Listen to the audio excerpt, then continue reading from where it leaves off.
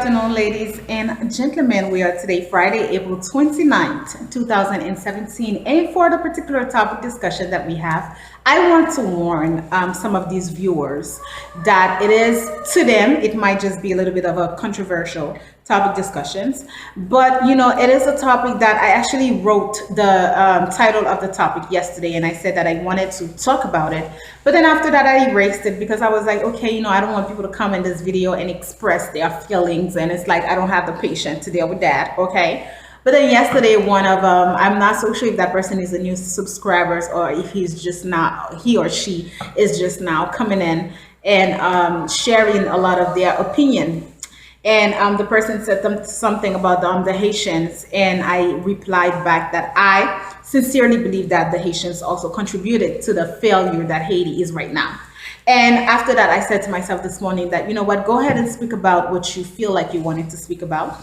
So it is the title of the video. The title of the video today is How the Haitians Contributed to the Detrimental State of Their Countries. This is what you have to understand. Now, I know many people, and by many people who are non-Haitian, who always go back into history and who always points out the fact that countries such as France, such as the US, such as other powerful countries have continued to hold us by the rein, and that it is a punishment for the fact that we took our liberty over 200 years ago. How do I feel about that? Absolutely truth. Absolutely truth. These people, from the time that Haiti said that they were going, that we fought, okay, we didn't gain our liberty, okay? We fought for the liberty from the very beginning.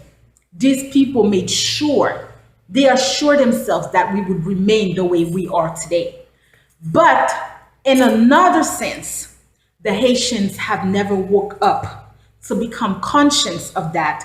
The Haitians have also not only contributed to the failure, but it's like they've dealt and they continue to deal with these Americans to detriment Haiti. And they never understand that these people will never respect you.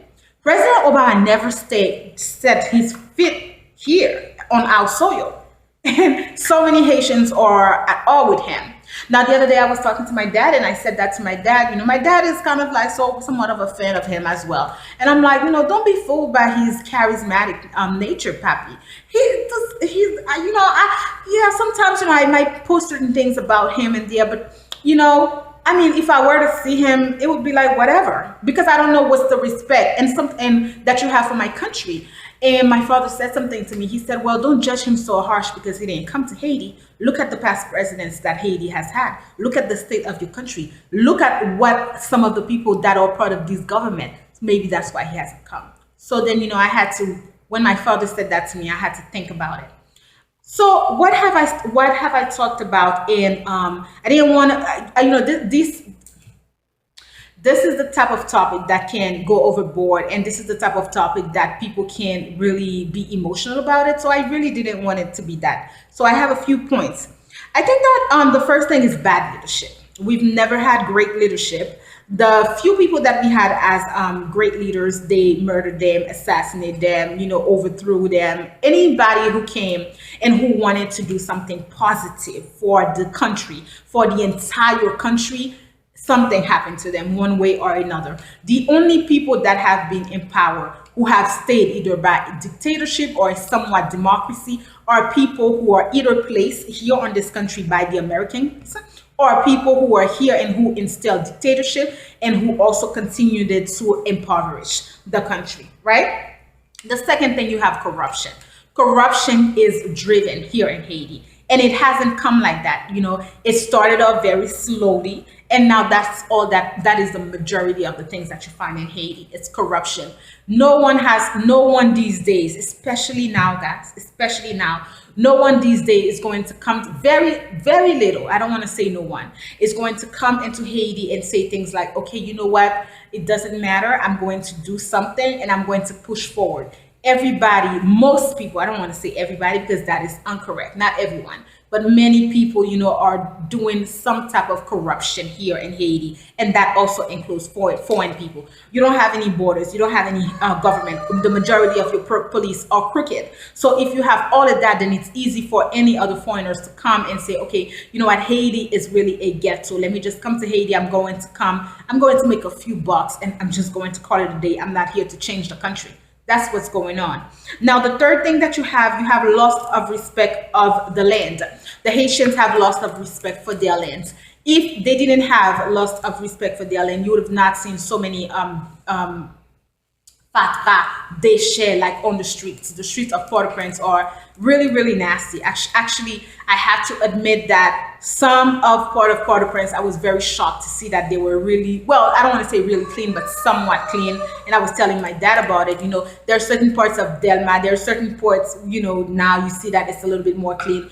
But, I feel like it's a sense where many people are just, it's kind of like the Haitians are also punishing Haiti. They feel like, you know what, this country, I don't really care about this country. This country never offered to me anything. So they don't respect any member of government, and they don't respect the country. So it's a loss of respect for the land. The fourth thing that I said hatred of self and of one another. You cannot hate another Haitian if you don't hate yourself. Because every time I'm going out, okay, when I see another Haitian, I see myself within another Haitian. So when you hate someone, not to say that you have to love everyone, but just because of the fact that, we are so much the underdog in front of the world, our greatest strength should have been in solidarity. But unfortunately, we do not have any form of solidarity within us. We have lost that. So we hate each other instead of loving each other, and we've hated one another for a long time. In Creole, we have this saying, "Depuis l'Guinée, negra y neg." And sometimes I ask myself if it's not the truth. Now, the fifth thing that I said selfishness. Absolutely. Because the Haitians have been very selfish. If the Haitians were not selfish, instead of taking the money and making money off one another, right? Or taking money and going to Miami and investing your money in Miami and living a good life. What good life are you living in Miami? Ridiculous, I tell you. They would have invested in their countries. Now, of course, I know some people might tell me things like, yeah, I'm ready to invest in Haiti, but the Haitians here are so corrupted. That is the truth. We have to analyze certain things. I know many people from the diaspora who would have loved to come to Haiti, who would have loved to invest, but they know for a fact it would have been a loss. They know for a fact that, their own people would have killed them. By their own people, it could have been their own family members could have killed them. So instead of that, they're like, you know what? Yeah, I might as well. So I'm not criticizing you, but I'm just pointing out why we have contributed to the detriment also of our country also. Okay, so I said that they are always believing negative things. Now, if you've never dealt with an entire Haitian community, I suggest that you might just want to do that. What you need to realize when it comes to us, we are very superstitious. Okay, we are extremely superstitious. So for a Haitian person, nothing ever. It's never simple. Nothing is simple. There's always something behind something. We don't believe in sudden death. We don't believe that, certain things happen just because they are supposed to happen.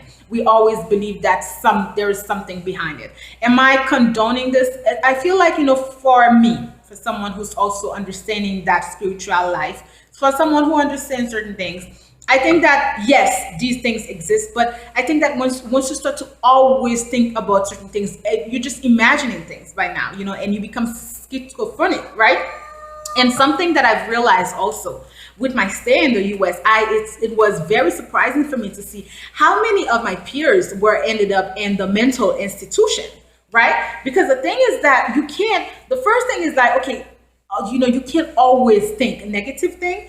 And sometimes you have to realize that other nations, other people are not understanding where you're coming from. So when you voice in your opinion or yourself, and when you voice in to other people what you're seeing or what you're sensing, people are going to think that you're crazy, right? I think that the next thing that I said that the Haitian practice a lot of magic on one another. That is the truth. I have a video here already on Voodoo. Perhaps I should have a second part. I don't think so. But what you have to understand about the Haitian magic is that it's a powerful magic, okay? Haiti is, I've talked to you about that. Haiti is a land where the spirit world is evolving just like another human, okay? And it is our ability, it is our greatest strength as a nation. That's one of the reasons why we were able to gain our independence against such a powerful army of that of Napoleon. But what you also have to understand is that you cannot take something of that great nature and use it for petty shit against another person. I think that the Haitians, they like to deal with magic for the minimum things, and they use the magic against one another, whereas the magic is given to you to use against power. The magic is given to you so that when the enemy is coming to you and he's trying to fuck with you, you use that magic and you teach him who you are, but what you have, right? From the jump, from I'm going to say 2004, 2005. I used to get invited to these parties, these voodoo parties over in Brooklyn. And one time I went to one of these parties. The majority of the people who were there were white. The drummer was a white guy, and he was beating that drum better than any Haitians that I know. Beating the drum. That says what? How do I feel about the fact that, a lot of white people are here in Haiti and want to know about voodoo, want to educate themselves? I do feel a particular way, but I don't feel any particular way against them. I feel a particular way because I see that we have not even taught our children about who they are. We have not even passed down to our children what has been given to us, but the next person is coming here. See, the white person who needs to understand what voodoo is, that person is not gonna go sit to us in anybody. That person is coming here in Haiti to figure out what the hell is voodoo, to study it, and that person is going to apply what they know with what you know, and is going to make them more powerful than you. Voodoo is the only thing that we have. Magic is the only powerful thing that we have. But how are you using it? You're using it for petty shit. You're using it for Petit Frère Jean. You're using it for Petit Frère Jacques. You're using it for Mother X, for Mother... oh my God, don't get me started, because we could go on with this thing, all right? So that magic that you have that they are using it for petty stuff, really. They're not elevating the magic and making sure that the magic is given to them what it was meant for, all right? I put that they are very close-minded, absolutely. Sometimes I sit and I think a lot about why is it that the majority of the Haitians are so close-minded. I think it's, it's belief. A lot of it has to do with belief. And I think it's also because many Haitians never try to really think outside of the box. A lot of time, people, even when they travel, they never make different experience. So that is definitely contributed to repressing us. Because we are not out there, we are not experiencing life, and we are definitely not experiencing what this century has to offer to us. So it pushes us backward. All right. I said that the Haitians are very envious. Now, this is very hard for me to talk about because personally, I have no ounce of envy inside of me. I would have not sit here and made certain videos for people, but I have to agree and I have to admit that the majority of the Haitians are very, very, very envious. It's kind of like they are always envious of the next Haitian, right? Anybody can come to Haiti and do something, but once it is a Haitian person who comes to Haiti and who wants to do it, automatically it's like envy. And envy is going to block you. Ego is going to block you because you have to remember that you cannot do certain things. We all have our different attributes. We all have something that we can offer. You have to learn how to work together with the other. And lastly, I said that they are always ready to topple the other person. Practice of coup d'etat by envious. It's anywhere. Within the Haitians, it's not only within politics. It's what the Haitians have, unfortunately, inside of them. It's kind of like, even, I hear it sometimes when I'm either in the park or if I'm mostly in the public transportation in the US. I'm always hearing how they talk about how one person did something to them at work, how one person did something to them at work. And it's always kind of like it's in a relation to them being Haitian. So I think that this is what I've pointed out and what I feel, yes, so many countries have team up against us to make sure that we never really reach our highest capacity. But I think that we also have teamed up with them to contribute to the detriment that the country has, right? The Haitians don't really care about Haiti. So this is what I had to say about this topic discussions. Thank you so much for watching this video. And as always, I will see you in the next.